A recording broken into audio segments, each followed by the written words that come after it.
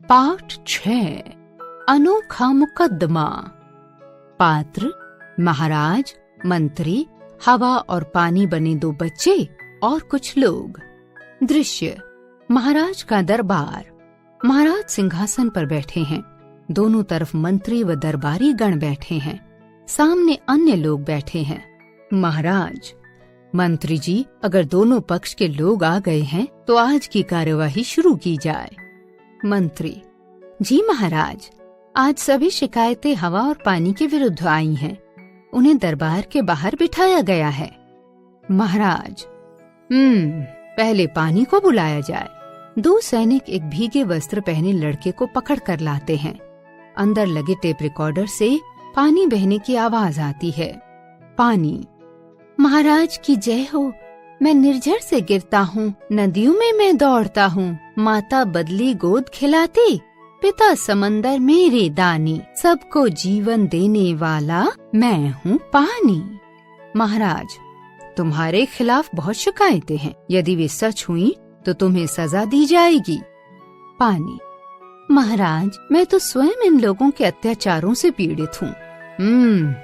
लोगों की शिकायतें सुनाई जाएं। मंत्री, लोगों की शिकायत है कि पानी अब निर्मल नहीं रहा, अपने साथ गंदगी रखता है। कहीं बादल से गिरता है, कहीं आंख दिखाता बादल के साथ आगे बढ़ जाता है। महाराज, पानी, तुम ऐसी बचकानी हरकत क्यों करते हो? पानी।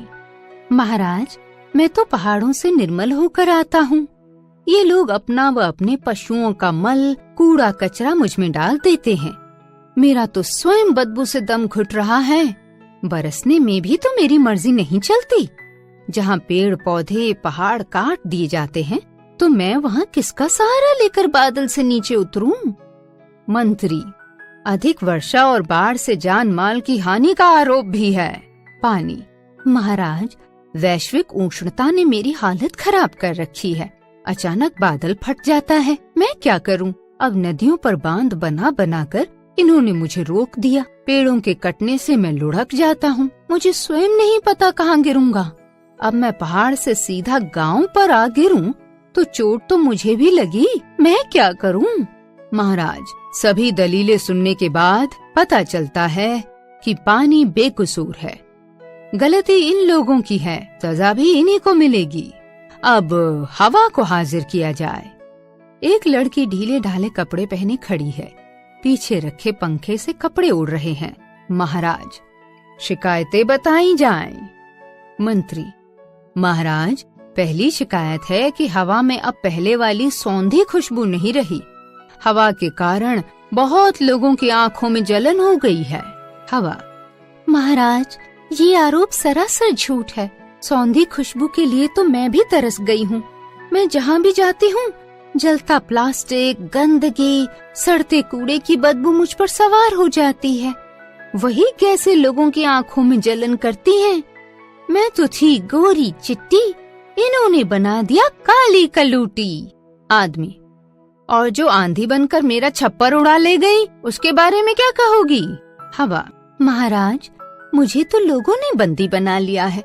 कहीं पंखे, कहीं कूलर, कहीं एसी, जितना चाहे तेज मंदा कर लेते हैं।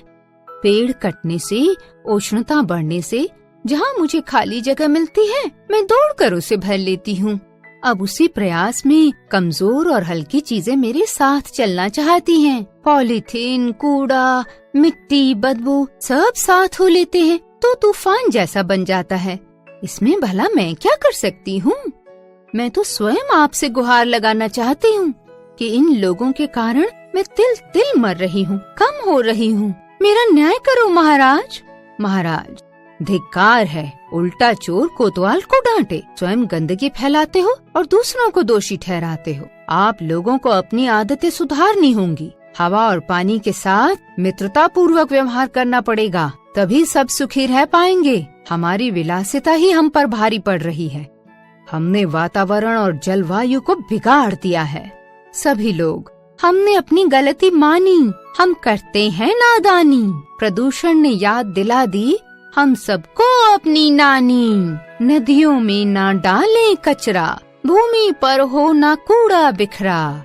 रबड़ प्लास्टिक ना जलाएं, पेड़ पौधे खूब लगाएं, हवा को सौंधी खुशबू लौटाएं, पानी को फिर स्वच्छ बनाएं, धरती माँ को महकाएं।